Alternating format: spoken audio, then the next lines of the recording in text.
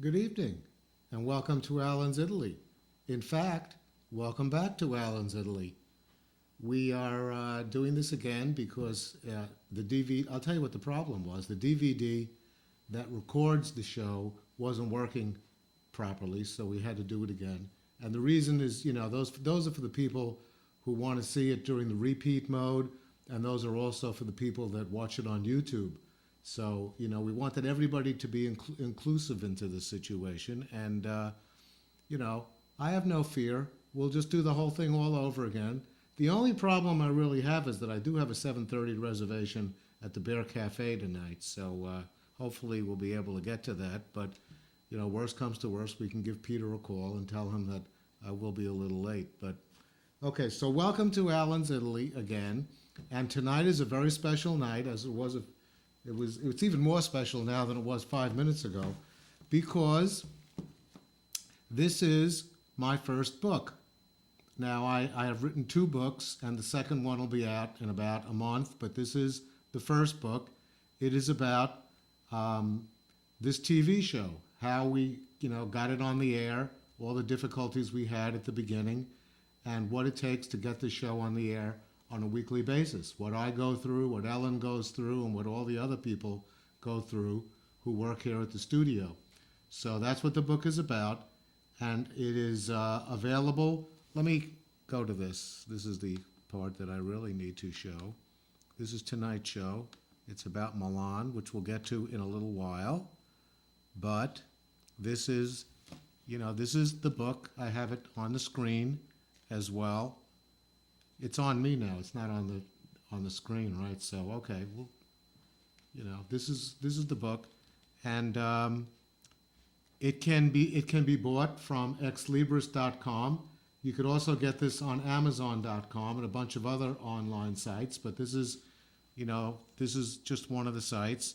And if you need a further incentive to buy this book, other than reading about the extraordinary story of how the show has come about and been sustained over the past year, then be assured that all the profits that I make from this book will be turned back to the town of Woodstock to be used in the studio. The studio is a non-for-profit organization. They get money from a variety of sources, but it requires a tremendous effort financially and in terms of people power to get the thing on the air. So it's my pleasure, as a thank you to them for doing this job, to turn proceeds from the book back to the studio to be used any way they want that will help the studio in any way. So that's the first book. It's my first book, so it's not going to be a Pulitzer Prize winner, but who knows. But the second book is going to be, I think, very interesting as well. And I don't have that book with me because it's not yet been published, but it is certainly a few weeks from being published. I'd say in about a month it should be ready. It's called Alan's Italy, My Personal Journey. It's about the 20 years of travel to Italy that I've taken, both with my first wife, Wendy, during my solo period when I was traveling alone to Italy, and also the 13 trips that I've taken with my current wife, Laura Gurdon, artist, photographer, and videographer, without whose help this show could not have been undertaken. So it's also about some of the friends I've made in Italy and a lot of my experiences. And I think it's a really good book, and I hope that you buy this one as well when it comes out.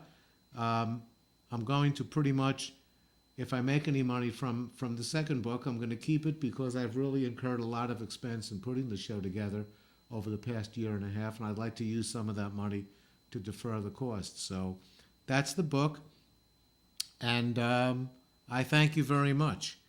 Now, you may be looking at this and saying, this show is really off tonight because that screen that he's showing there is the introductory screen from last week's show, which is true. It is. Alan's Italy, number 38, A Week in Campania, was the show I did last week. But there were a couple of things in that show that I need to really correct. And bear with me, because if you remember during the show, I was doing I was showing some pictures of Pompeii and talking about some of the things going on in Pompeii in terms of the columns. And I didn't quite know, to put it bluntly, I didn't quite know what I was talking about. And I hate when that happens because it kind of bothers me. I like to be a little more perfect. So I've decided to focus for a couple of minutes on the three classical orders of columns because I kind of had that a little mixed up. So there they are right there. The the capital part of the column is a long it's a long cylindrical piece, but there are many different parts to it, and the capital is this part right up here. If I may, show you up there. That's the capital. So it's the part that's right under the cornice and above the shaft. So you could tell that I've done a little research. And those are the three classical orders. And there's Doric on the left, and right in the middle is Ionic, and all the way on the end is Corinthian. Okay, so those are the three orders. And this is a close-up view of something I showed last week from possibly Pompeii, but it could have been Paestum. And that's the Doric order. And that was used mostly by the Greeks. And, there are different variations on that, but for the most part, that's considered a Doric a column, the capital. Very simple. Then, of course, you have the slightly more advanced, actually, it's more than slightly more advanced, but it's the Ionic column, which is shows you those curlicues there. And that's a column that I'm not sure I actually showed, but that's something that shows the Ionic column. And this is the Corinthian column, which was used mostly during the ancient Roman times. And you could see how elaborate that is. And that's, that's distinctly how we remember the columns in ancient Rome as opposed to ancient Greece. Although, that's not completely, strictly followed. Sometimes it's mixed up in the Roman design. Now, this is a comparison of the Greek and Roman style columns placed side by side. And you could see that the Greek columns are kind of not as graceful looking as the Roman style columns.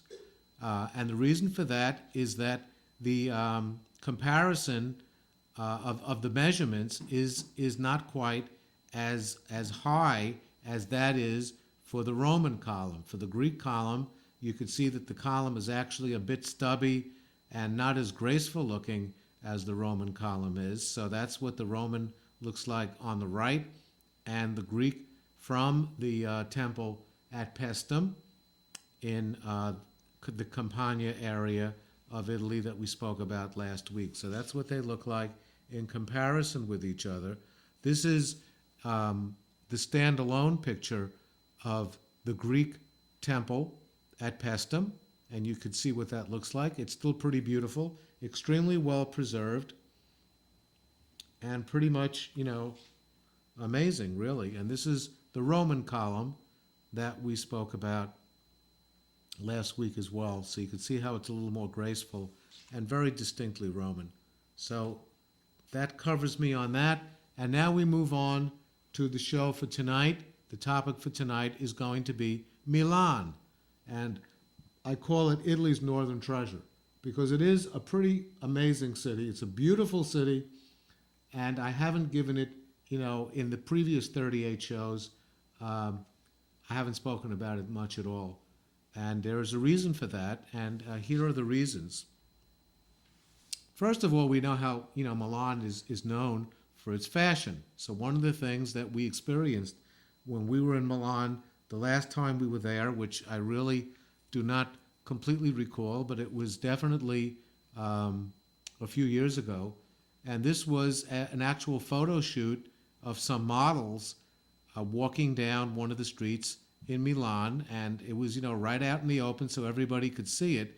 And Laura actually snapped the picture of this photo shoot of these two models walking down the street. So you could, Milan is the fashion capital of Europe, or one of the fashion capitals of Europe, and there is an example of something taking place right on the street for everybody to see. Now, Milan is located in the north of Italy, as you could see from this map. There it is right up there. It is very, very close to the Swiss border, and it's also very, very close to the lakes in northern Italy that I've spoken about earlier. And this is an example that I wanted to show you why we don't always stay in Milan. And now, Milan and this whole region has always been for us the last stop before we fly home to the United States. And you could see why. Right in the middle there is, in that circle, with the picture of the little airplane there, is the Malpensa Airport. And that's going to be, we come into Malpensa, but usually not. Usually we fly home from Malpensa. We usually fly into Rome and then travel north. And then when we get to this region, we fly home from Malpensa. And you could see how close Malpensa is from Milan. It's only really a 45-minute bus ride from Milan. And there's also a train that will take you from Milan to the Malpensa airport. I think it's called the Malpensa Express.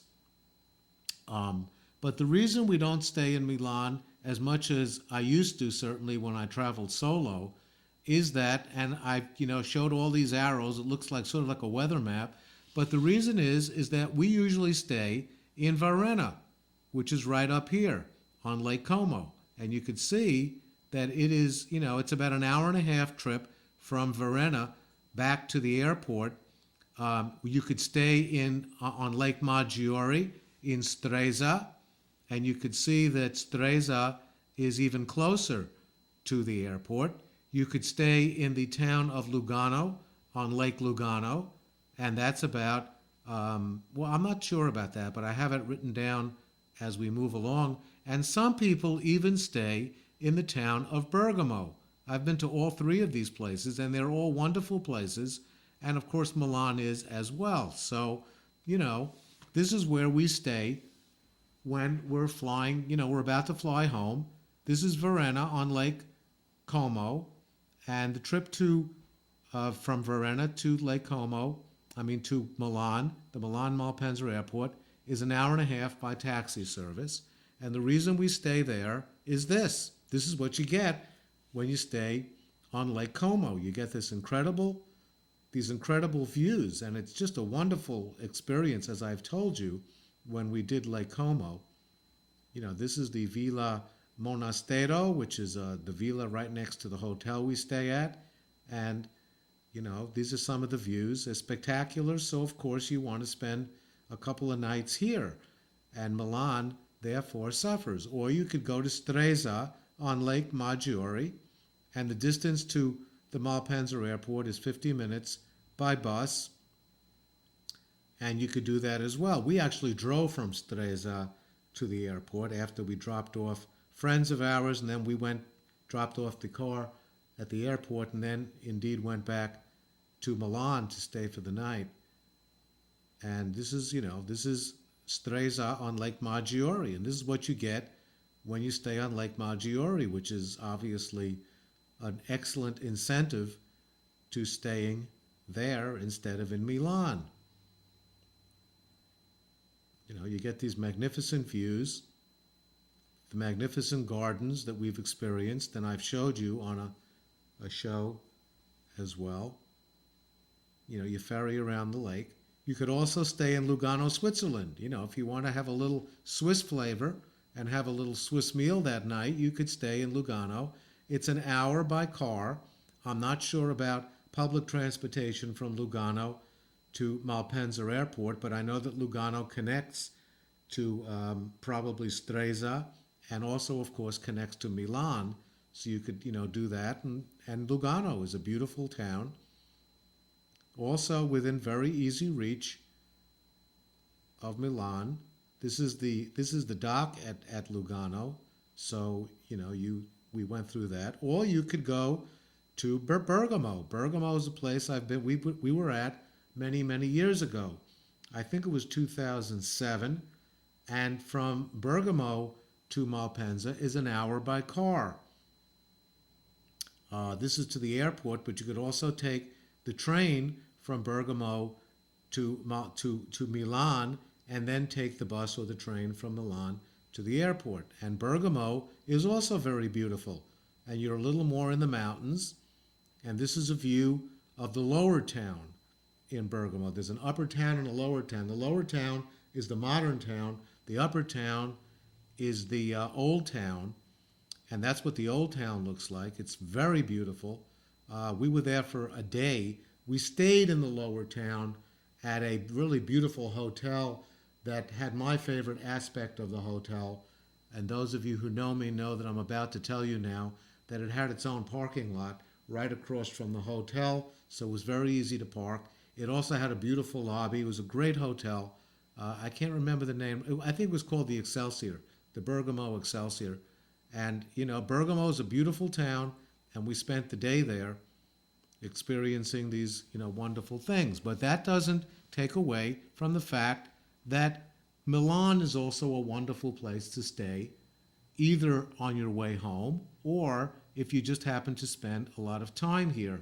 I've never spent more than 2 full days in Milan. And that was in 2002 when I was supposed to fly home from Milan. I was in Venice, and my object was to take a side trip to Verona and then come back to Venice for the night and then take the train to Milan, spend an afternoon, and then go home. But when I got to the train station in Verona, I found out, luckily, that there was going to be a train strike in about 3 hours. So I therefore changed my plans, went back to the hotel, got my stuff, and left Milan only minutes before the train strike started, thereby getting me to Milan a day earlier. So I spent 2 days there. And what I'm going to give you tonight is a tour of what I would do in a 2-day tour of Milan based on my personal experience of what I like. Now, this is not, the definitive tour of Milan. It's Alan's Italy tour of Milan. It's the Milan tour that I would take if I was leading a tour to Milan. And I've taken people all over Italy, as I've told you many times. But Milan is a great place, and this would be my 2-day tour. Now, I've come into Milan mostly on a train. Let me think. I've flown into Milan, but most of the time I come in on the train, and that is the Milan Centrale, which is the Milan Central Station, and it has a huge piazza, and as you walk across the piazza, you come to a street by the name of Via Torriani, in which there are a lot of hotels, and that's where I usually stay in that situation. This is the Milan train station from the inside. Let me zoom on that to make it larger for you to see. It's very, it's an exciting place, to be honest with you, as you could see. It's, first of all, it's beautiful, it's huge, and there are a lot of people and a lot of stuff going on.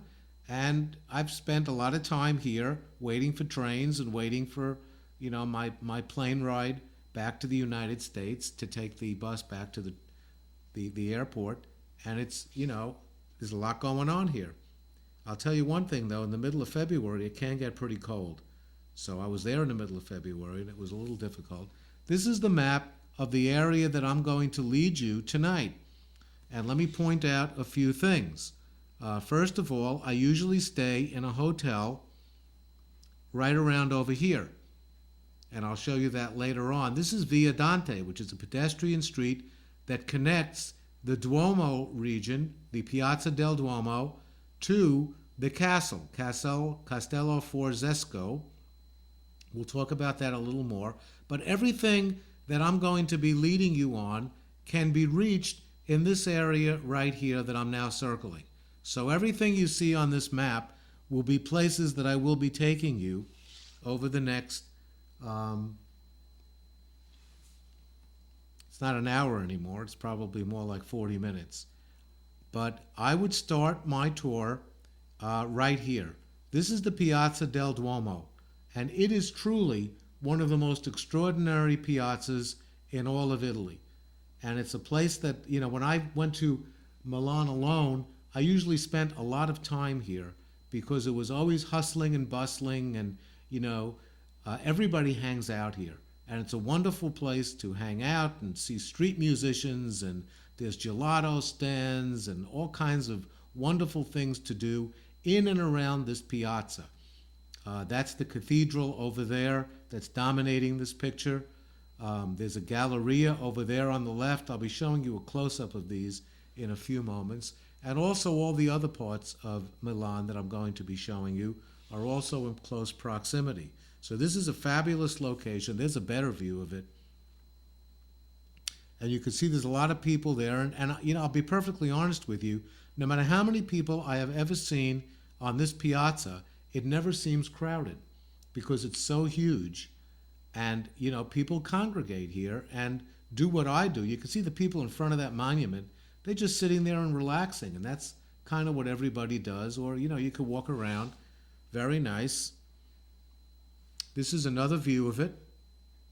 Again, I should make this a little larger for you to see what the Milan, the Piazza del Duomo looks like from the actual cathedral. If you're standing on the steps of the cathedral looking out at the piazza, this is what it looks like. And you can see the Galleria over there on the right and the rest of Milan as you head into the piazza. So you can see that it's wonderful right there.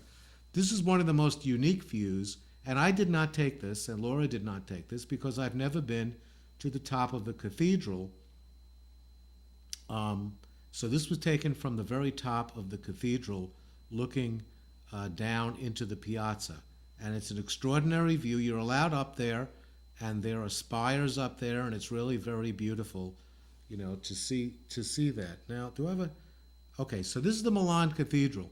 And I can tell you right now, truthfully, not just saying this because we're doing Milan tonight, that this is my favorite cathedral in all of Italy. So people are always saying to me, what is your favorite this? What is, your favorite restaurant, your favorite place, your favorite, this is my favorite cathedral. And, honestly, I've never been in it that much, but I just love the way this cathedral looks. And here is a view of the piazza with the cathedral in the background. You can see in the front that there's a bride and a groom being photographed, because this is a perfect photographic venue. Made a little weird by the fact that there are those two advertisements right in front. And these advertisements are a little tacky and ruin the view to a very large extent, but they're kind of necessary because the city of Milan collects money from that advertising, which then will help in the preservation of various monuments throughout Milan, including the cathedral itself. So that is the reason for those advertisements. But this is a close-up of the cathedral. I just love it. I've never been to the top, although several people have, and I've been inside the cathedral many times, but not as many times as I've actually stood on the piazza. This is a really close-up view. You can see that it is really beautiful. And I have a few statistics. This cathedral went up in the latter part of the 14th century. Here's the detail. There was actually a church on that spot since the 5th century, which is during the Roman times, but it wasn't actually begun in its current form until the year 1386. And that's considered the Gothic period, and that's why this is considered to be a Gothic cathedral with the spires leading, pointing up towards the heavens. That's what indicates that. This is the inside of the cathedral, and as you can see, it is absolutely stunning, but very Gothic. If you compare a Gothic cathedral to a Renaissance cathedral, there's a tremendous difference in the way it looks. I'm not sure if I managed to do that because, Florence has a lot of Renaissance cathedrals that were designed by Brunelleschi, like the Church of Santo Spirito and the Church of San Lorenzo, and you'll see the difference. I'll come back to this maybe on the next show when I just put them side by side so you can see the difference between what's a Gothic nave. The nave is the long part of the cathedral, leading down to the apse and the transept. But there's a tremendous difference between the nave of a Gothic cathedral and the nave of a Renaissance cathedral, which I'll show you in detail next time. This is another view of the cathedral. Again, it was off the internet, so obviously, I have to make that larger. It's really a beautiful, beautiful cathedral and a great place to hang out. And there's the Galleria. Okay, so the Galleria is an amazing place to spend time.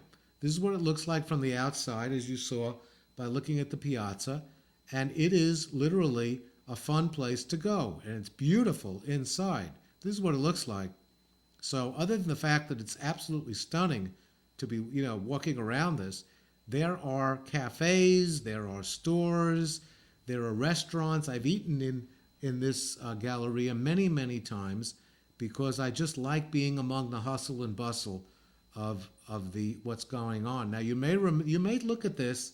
Some of you may look at this picture and say, we saw this before. And you did indeed, because last week when we were doing Campania and we spoke about Naples, I showed you the Galleria of Naples. And you'll notice that there is a very, very strong similarity between the two Gallerias. And you would, sometimes I forget to do the research, but I wanted to do the research as to when the two were built to see if they were at the same time. So again, next week I will, point that out. The floor of the Galleria in Milan, this is not Naples, this is the one in Milan, is beautiful. It's a beautiful floor. I have another shot of the floor. So they take it looks like a mosaic floor, and there's, people all around, and you can see a few restaurants and cafes over there. And, as you could tell by my voice and my excitement, I love this Galleria. It's a wonderful place. But now we're going to go back to the map, and this is where this is where we've been, right over here in the Piazza del Duomo. We were in the Duomo. We were in the Galleria. This is the Galleria over here. And when you come out the back of the Galleria, you are met across the street by one of the most famous opera houses in the world, La Scala. And that's going to be one of the places we visit. We're also going to come back here and walk up the Via Dante, which is the pedestrian street that leads to the castle. And, we'll talk about that a little bit. Then we're going to go to the Brera Gallery, which is the main art gallery, art museum in Milan. And then we're going to go to the Pinacoteca, which is simply another name for picture gallery, Ambrosiana. And then we're going to go to the Poldi Pezzoli, which is over here. It's not on here, but it's on this street, right up here on the Via Manzone, I believe, somewhere in this region. Not totally sure. Do we have? Oh, here it is. No, here it is, right here, the Poldi Pezzoli, my favorite museum in all of Milan. It's right over here. I was right, though. It's on the Via Manzoni, but not quite as far as I thought. And then we're going to go across town over here to another church, and we'll talk about that when we get to it. But let's first start at the La Scala Opera House. Now, I'm not an opera lover, but this is quite an extraordinary thing to see. And you can get a tour of the Opera House, as I did when I was there alone in 2001 or 2002. But you can also see an actual opera. And if you plan in advance, this is quite an extraordinary thing. Now, I told one of my old colleagues He's not old. He's just a former colleague who's very into the opera, that there will be something special on the show tonight. And this is what I was referring to. So I hope he watches it, because he's very into opera. And there's no doubt in my mind that my friend Fred has been to this opera house. And we'll find out, when I ask him afterwards. I didn't want to tell him right off the bat, but this is the La Scala Opera House, and it's one of the main tourist sites in all of Italy. And I can't tell you much about it, except that the interior is absolutely spectacular, as most opera houses are. Opera houses are really beautiful. I haven't been to too many operas, but I was at the Metropolitan Opera in Manhattan. A friend of mine took me there as a birthday present, and it was amazing. I mean, everybody's wearing tuxedos, and those of you who've been to the opera know that it's a very fancy occasion and really fun. And I saw Tosca, which was by, here we go. Was that by Puccini? Do you know? Toscanini? I'm not sure. That's something else I have to look up. Maybe Tuscany. I think it was Puccini. Puccini? No, I don't think so. You don't think it was Puccini? Okay, I don't know much. I could tell you who wrote the song Layla and rock and roll songs that Eric Clapton has written, but I don't really know, much about opera. So I will look that up. We want to know who wrote Tosca, and there's probably so many people out there. Somebody should call up and tell us. Right? That would be nice, right? 679-7777. If you know who wrote Tosca, please call. And that'll be really helpful to us right now. I should know this, but I don't. But it was a wonderful, thank you. Let's hope that somebody calls. Thank you very much, Ellen. Okay, so let's move on to things that I know a little more about. This is the Via Dante, which is my favorite street in all of Milan. And it's my favorite because it's a pedestrian street. There are cafes and bookstores and restaurants, and it's just a wonderful, wonderful street to spend time. And everybody, walks up and down the street. You can see the restaurants, the outdoor restaurants over there on the right side. And that's me doing my favorite Milan activity, which is basically sitting at an outdoor cafe on the Via Dante and just kind of relaxing. We've probably done a little sightseeing, and now we're kind of unwinding, getting ready for our flight the next day. In fact, that is what I think is going on there. So, that's a beautiful spot, and everybody just hangs out. And these are some of the side streets that come off the Via Dante, one of which is the side street that contains the hotel that I stay in, the Hotel Star, which I'll show you a little later. And there's, beautiful streets and very narrow, winding streets, beautiful architecture. And this is where that street leads. The Via Dante, eventually, as you go towards let me see if I could place this, towards the northwest, you eventually come to the Castello Sforsezco. And this is a castle that was occupied by the Sforza family during the Middle Ages. And they were, great patrons of Leonardo da Vinci, and we'll come back to that a little later. But they were the rulers of Milan, which, as you know, was a city state during the time way before the Risorgimento, when Italy was unified into the Republic in 1870. But this is the reason why most people go to this castle, because there is a Michelangelo sculpture known as the Rondinini Pieta. And this is the sculpture that he was working on, and as you could see, it's a deposition. So it's Jesus being removed from the cross, but it's in the very early stages of being sculpted by Michelangelo. And in fact, he was working on this sculpture on the day he died, in the year 1564. So that is really quite amazing. He was 88 years old, almost 89, and he was working on this sculpture just before he died. And he wanted it to be intended for his tomb, which it was not, but this is a good opportunity to see a sculpture by the great Michelangelo without having a million people around you, because if you go to this spot, it's kind of up on on the landing of a stairway, and there's nobody around because very few people know about this, but it gives you a chance to actually look at a Michelangelo sculpture without being hurried about. Take your time and look at it. But the castle is really very beautiful, and you could see the beautiful fountains in the front with the castle in the background, and it's a nice place to hang out. That's another view of the castle.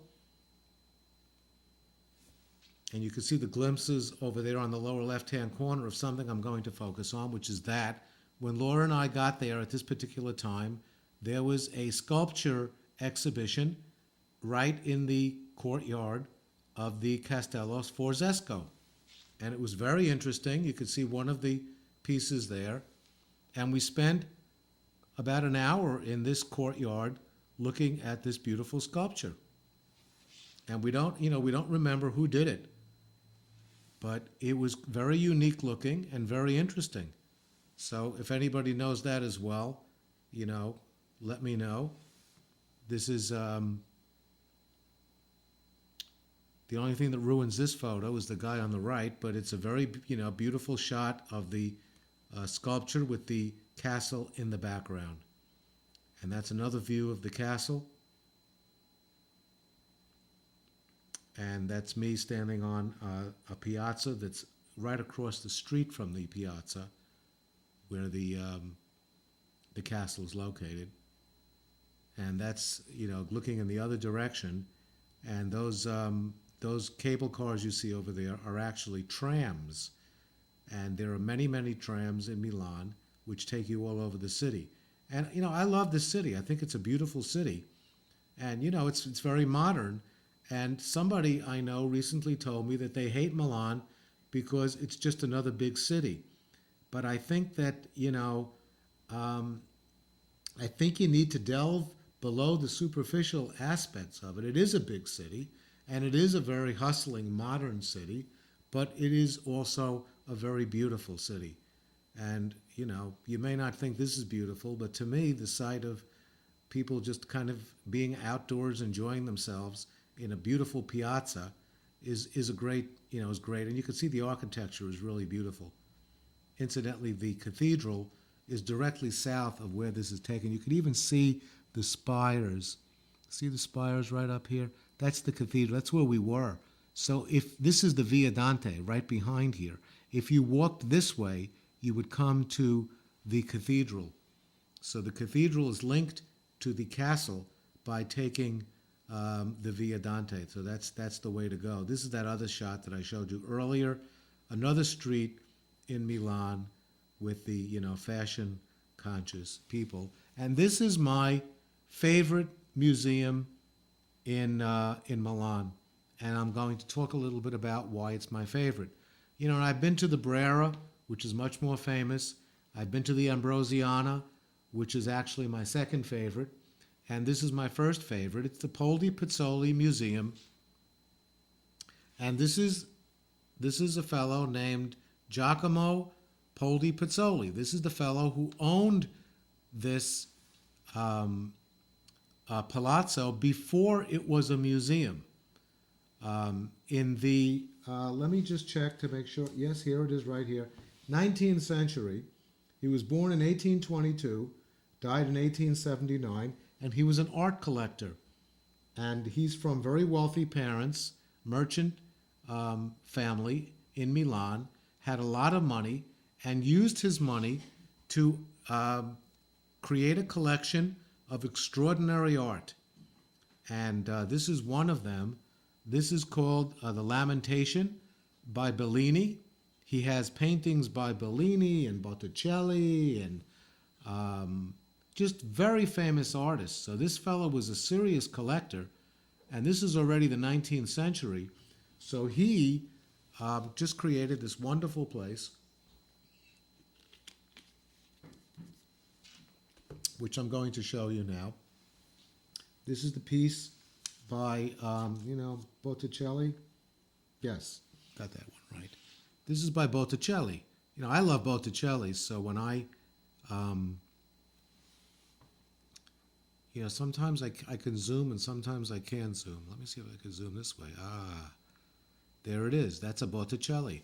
So, to go to a museum that's really quite out of the way and not one of the most famous museums in Milan and get to see a Botticelli, and you can see how beautiful the colors on that are, is really quite an experience. And let me tell you, there's nobody in this museum. On the way out of this museum, I once said to the guard who was reading a newspaper, there's hardly anybody in this museum. It's really great. And he said, well, it's great because there are a few people to compete with if you're a tourist. But on the other hand, it gets a little boring. So he wasn't that excited by the whole concept. This is me standing outside the Poldi Pezzoli when I took Laura here.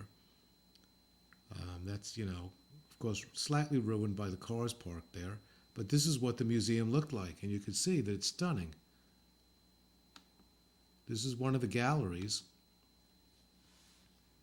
and it's beautiful. This was Poldi Pezzoli's own home, and this is where he collected his art, and that's how the art was displayed.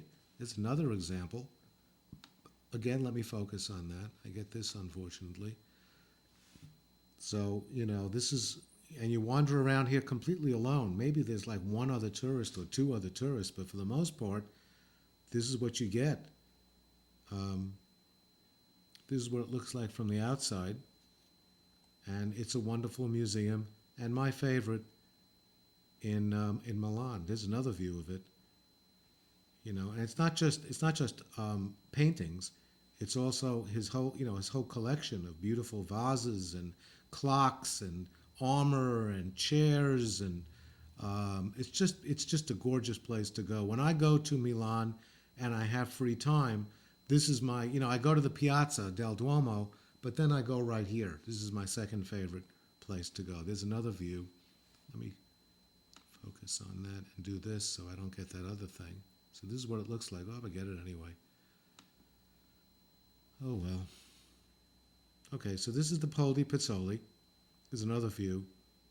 So you can see this is quite beautiful to spend. And there's nobody in these pictures. So obviously, but you can't spend all day in one museum. So another of my favorite museums is called the Pinacoteca Ambrosiana. And I was brought here by a friend of mine who was at the time an art historian, and I assume she still is. And she brought me here to see the art, mainly to see this particular piece. This is a cartoon. Now, for those of you who are artists, you know what a cartoon is. For those of you who don't, this is the preliminary drawing that an artist does before he or she is about to paint, the actual painting.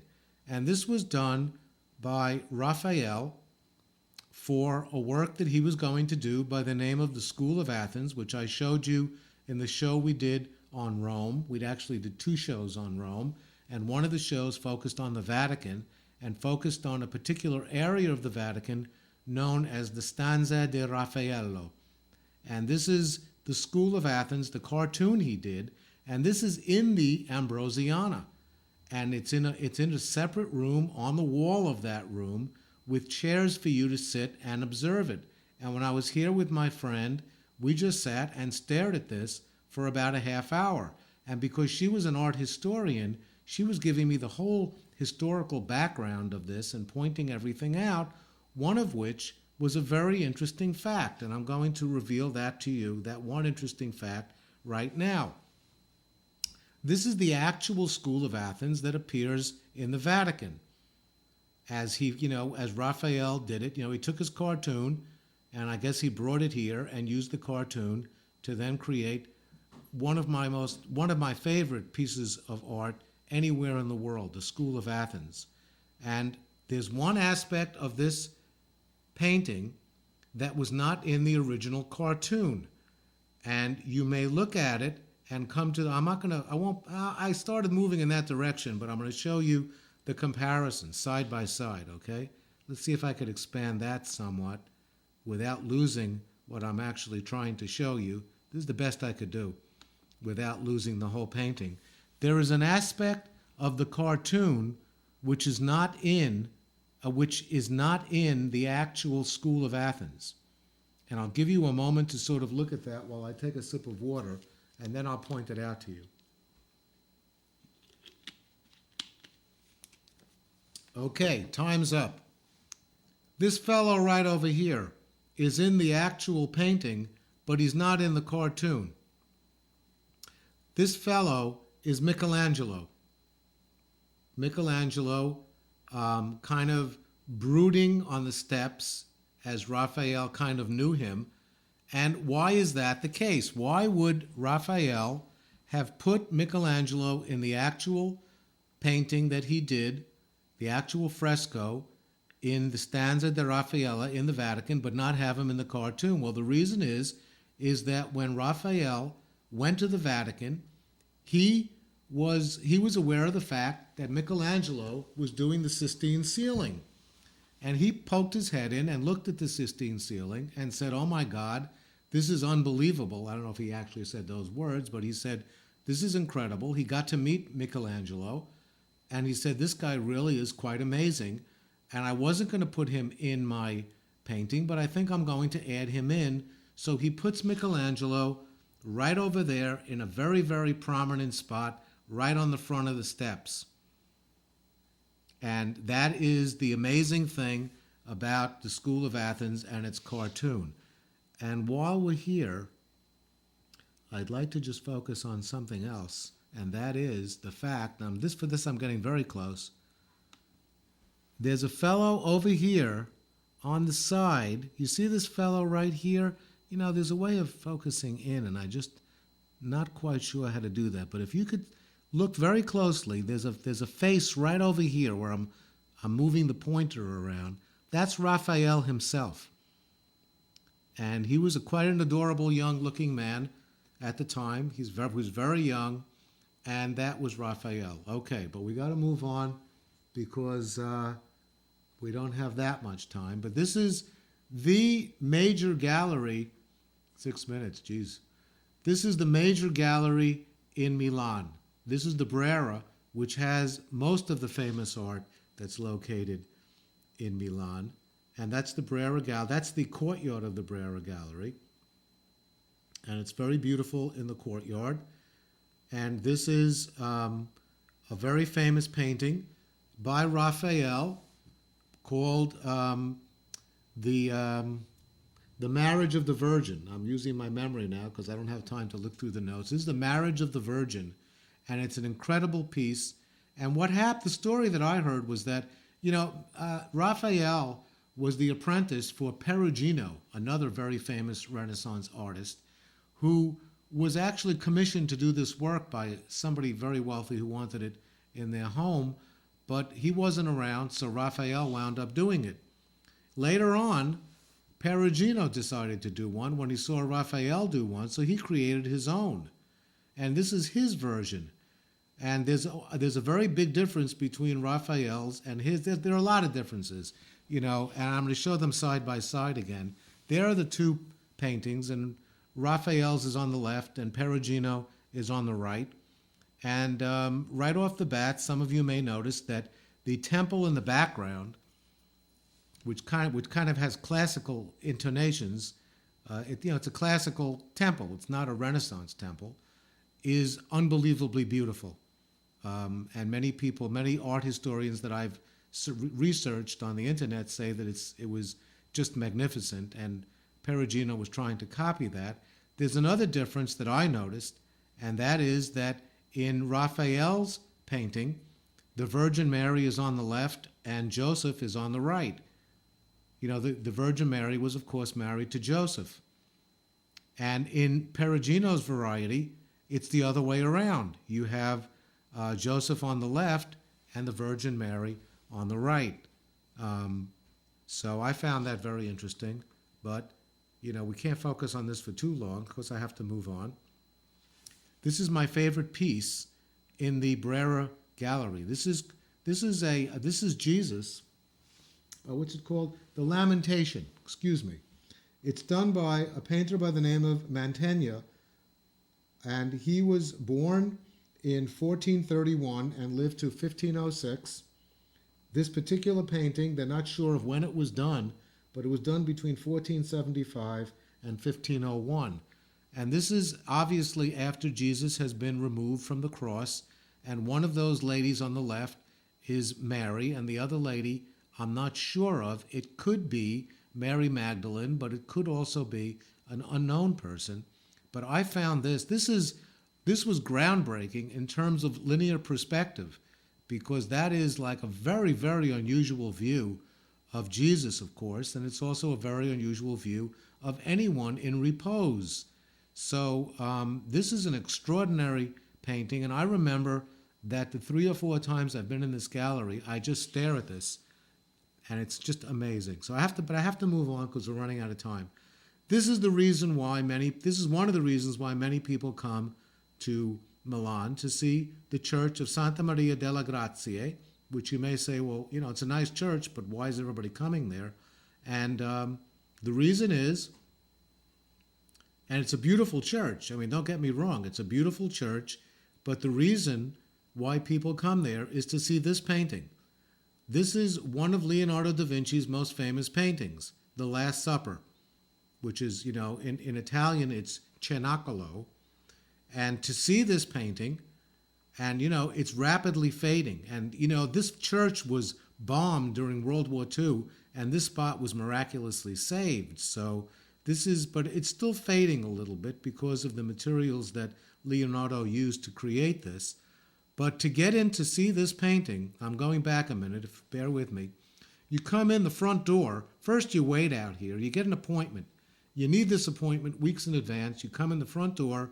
They bring you to a room, and they let you sit in the room for about 15 minutes. Then they bring you to another room where you sit for another 15 minutes. Then they keep bringing you to a series of rooms until finally you get to see the room in which the Last Supper is located, and you get to see it for 15 minutes. No seats. You have to stand and look at this painting, and, that's what people do.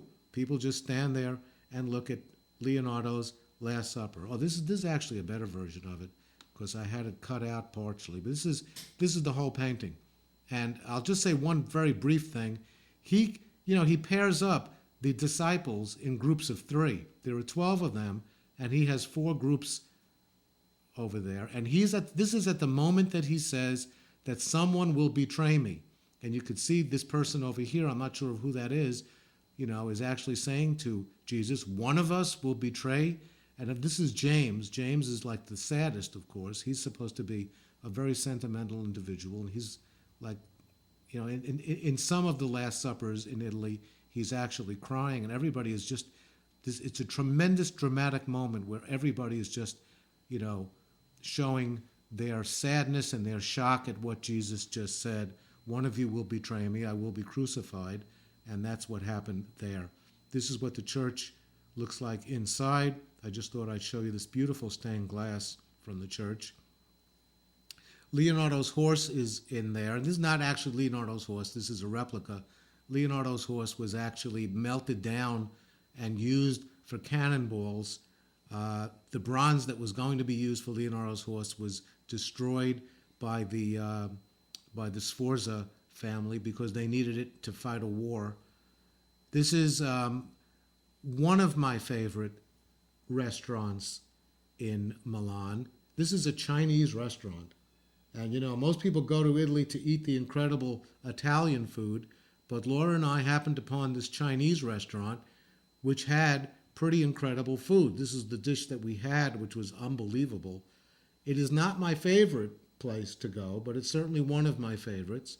And, this is where I stay, or I have stayed, I should say, when I have visited Milan and wanted to stay in the area near the Via Dante, which is the Hotel Star. It's a nice hotel, nothing really special, 3-star hotel, kind of beautiful to stay, a nice street. This is another hotel, the Hotel London, which is also a nice hotel that I've stayed in, also a very nice place. I recommend it strongly. Laura and I were once privileged to stay at the Hotel Principe di Savoia once when a friend of ours who worked at the Westin Hotels managed to get us into this hotel. Very expensive, but she got us an inexpensive room. This is what it looks like inside. And this is next week's show. And this is going to be a show in which I will be interviewing, I've already interviewed them on video, 5 people that I know very well. And the name of the show is Alan's Italy, Italy in Their Own Words, Part 2. I did a Part 1 earlier, you may remember. And I will talk about that a little more next week. But right now, I would like to thank you for watching and bearing with us on this kind of difficult evening when we were having some technical difficulties. And I wish you buonanotte e buona fortuna. And I'm not ready for the conclusion yet, but I will be in about 1 second. Here we go. Okay, so once again, buonanotte e buona fortuna.